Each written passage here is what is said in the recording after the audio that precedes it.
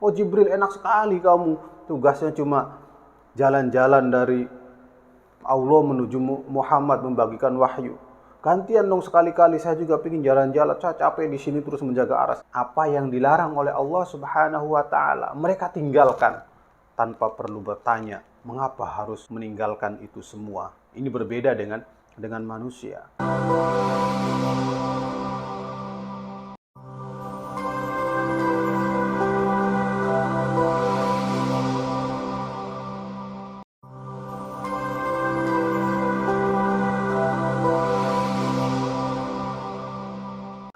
Assalamualaikum warahmatullahi wabarakatuh.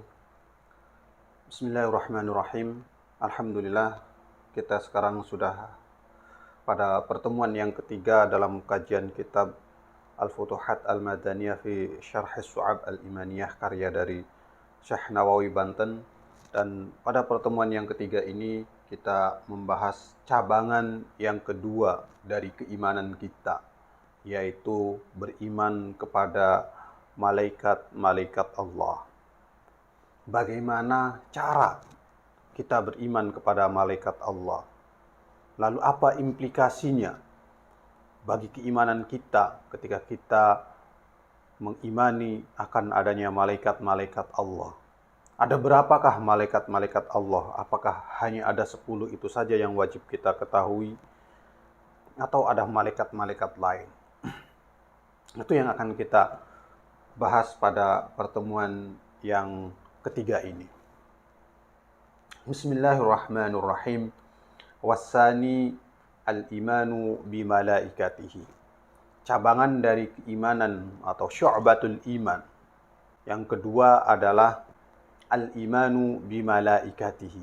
Cabang atau bahasa sederhananya yang sering saya ulang-ulang adalah ranting yang keluar dari pohon besar yang bernama iman. Itu adalah bagaimana kita beriman kepada malaikat Allah Subhanahu wa ta'ala. Aksaruhum fis samawati wa hum la ya'sunallaha ma amarahum wa yaf'aluna ma yu'marun.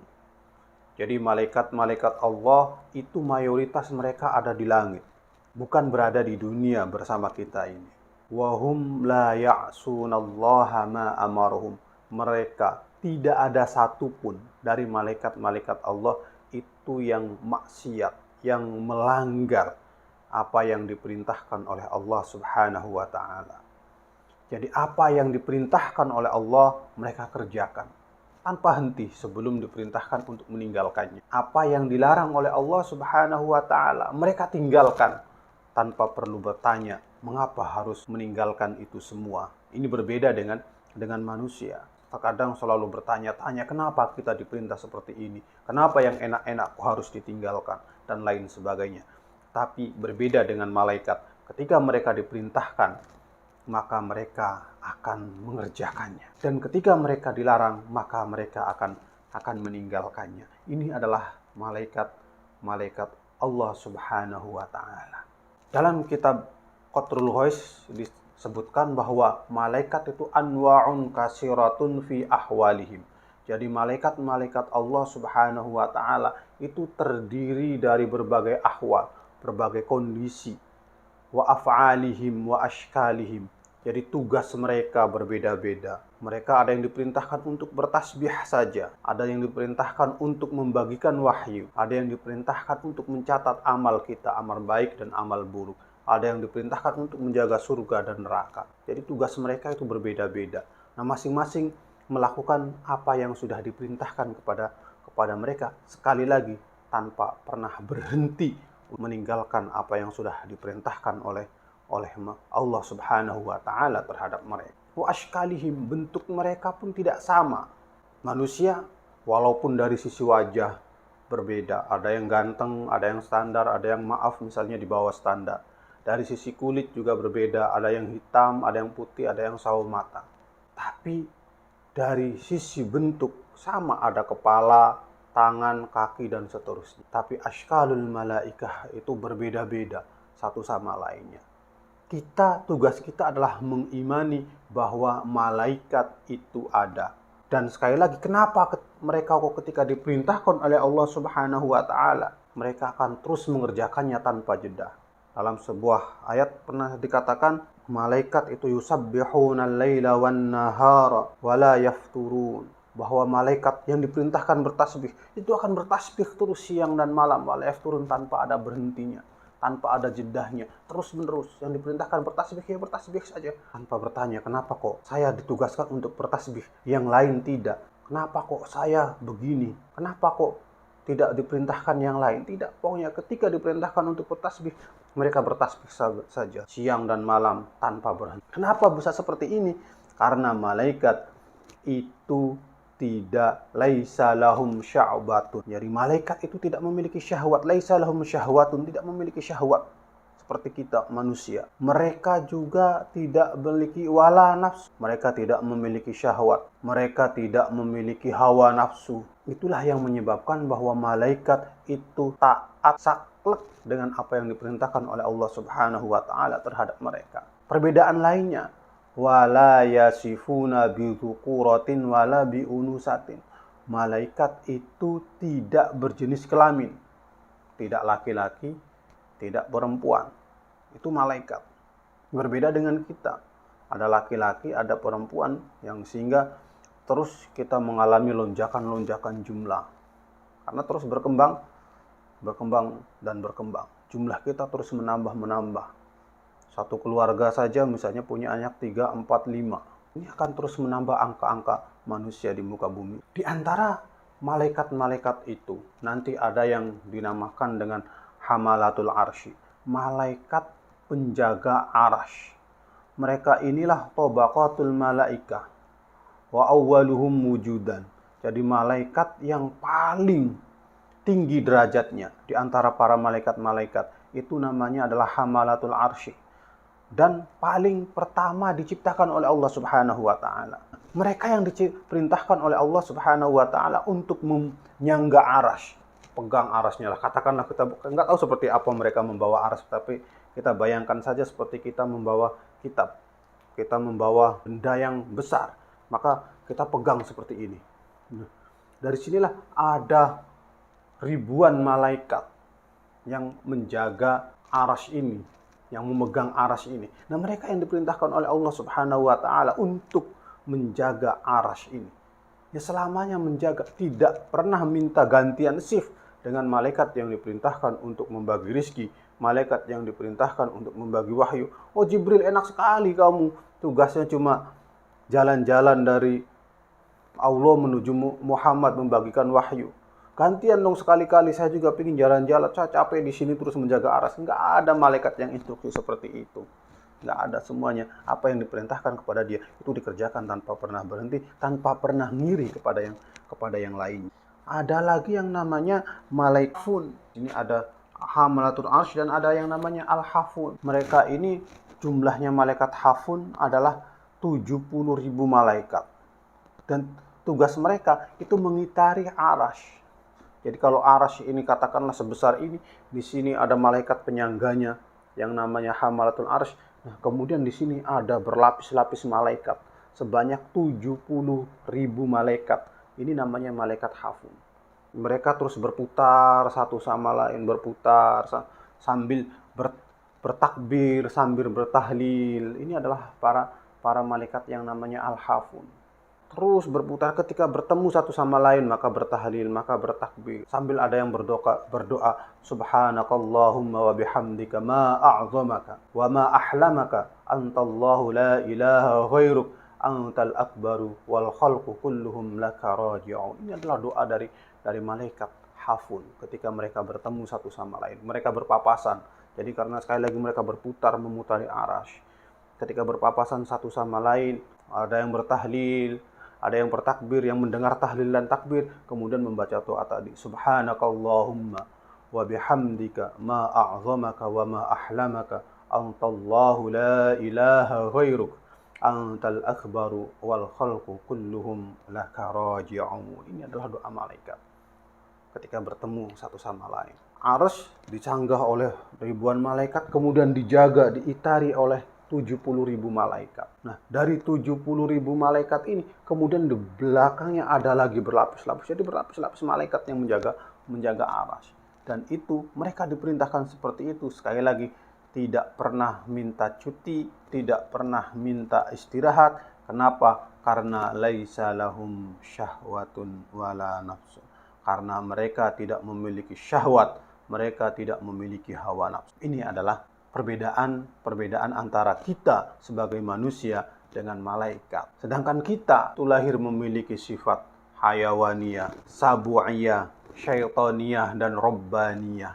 Kalau sifat hayawaniyah, sabu'iyah, apalagi syaitaniyahnya yang menang, kita itu bisa lebih jahat daripada syaitaniyah. Tapi ketika kita yang menonjol itu sifat robbaniyahnya, maka yang terjadi adalah kita bisa jadi lebih baik daripada malaikat yang terus berzikir dan bertahlil selama ribuan tahun itu. Untuk keempat sifat ini Anda bisa melihat video saya yang lainnya. Nah, kemudian setelah ada hamalatul arsh, ada hafun, ada yang namanya malaikat ruhaniyah. Mereka tempatnya itu adalah di fi ardil bayda, tanah yang putih. Berbeda dengan hamalatul arsh dan hafun, tadi jelas penjelasannya. Kemudian ada yang namanya karubiyun.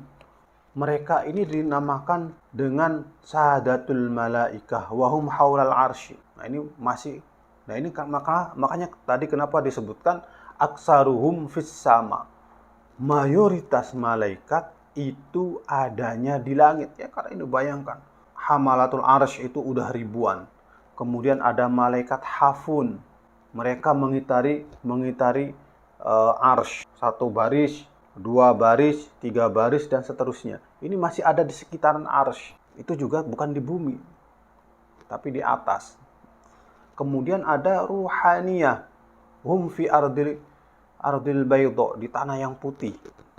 Tidak di bawah, di atas juga. Kemudian ada karubiyun, itu sadatul malaikah, pimpinan para malaikat. Mereka itu juga berada haulal arsy. Jadi mereka itu ada di luar lingkaran malaikat hafun yang mengitari arsy. Itu arsy, malaikat hafun berlapis-lapis. Nah, di luar lingkaran malaikat hafun ini kemudian ada yang namanya malaikat karubiyun. Di langit juga. Baru nanti ada malaikat safaro. Nah, ini yang bolak-balik. Malaikat safaro yang bolak-balik. Dengan tanda petik kalau sekarang ya kurirnya malaikat Jibril, ada malaikat Mikail. Itu tugasnya berkaitan dengan penghubung antara Allah dengan makhluknya, terutama Nabi. Mikail, Israfil, Izrail. Makanya disebutkan malaikat safara itu adalah wasa itu bainallahi wa baina anbiya'ihi was-salihin. Yuballighuna ilaihim risalatahu bil wahyi wal ilhami war ru'ya as-salihah. Ini malaikat safara.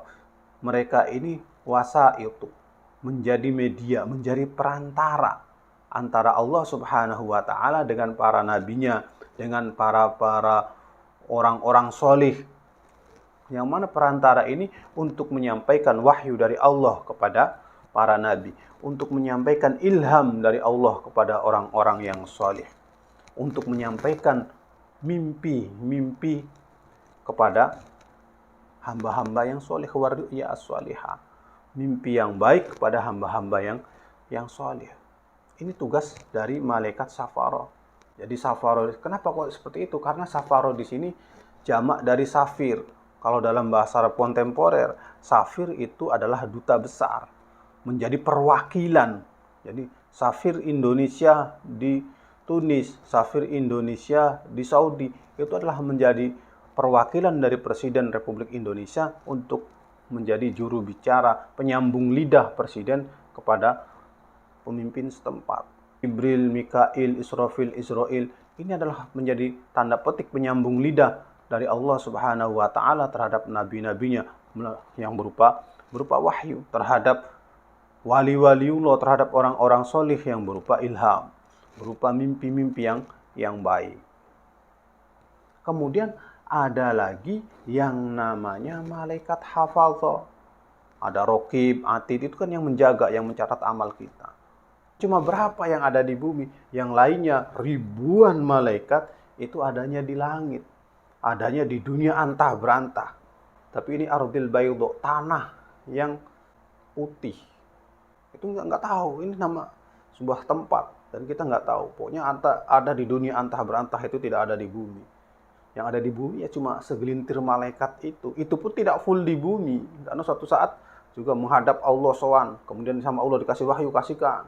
Ini sampaikan ilham kepada si soleh A. Coba itu si B sedang tidur, sebelum tidur baca sholawat dulu, baca tahlil dulu. Kasih dia mimpi yang baik sebagai petunjuk dia untuk apa yang ia lakukan besok paginya. Nah, ini adalah malaikat-malaikat yang namanya adalah malaikat safaro. Malaikat hafadho adalah yang menjaga kita. Kita melakukan amal jelek, dicatat oleh atid. Kita melakukan amal yang baik, dicatat oleh malaikat raqib. Dan seterusnya. Ini adalah semuanya ini yang dimaksud dengan anwa'un kasiratun fi ahwalihim wa af'alihim wa ashkarihim. Ahwalnya berbeda, af'alnya berbeda, bentuknya juga berbeda. Apapun itu ahwalnya, apapun itu kelakuannya, apapun itu kondisinya, apapun itu pekerjaannya, dan bagaimanapun bentuknya malaikat itu, karena kita tidak pernah melihat. Tugas kita adalah meyakini bahwa mereka itu ada. Mereka adalah makhluk ghaib yang harus kita imani setelah kita mengimani Allah Subhanahu wa ta'ala. Ini adalah cabangan kedua. Bagaimana cara kita meningkatkan, kita menjaga kualitas keimanan kita agar terus naik, dan naik. Sehingga kita menjadi, sekali lagi, man kamulat alaihi syu'abul iman. Orang yang memiliki keseluruh cabangan-cabangan keimanan itu. Sehingga keimanan kita juga menjadi sempurna. Terima kasih. Wassalamualaikum warahmatullahi wabarakatuh.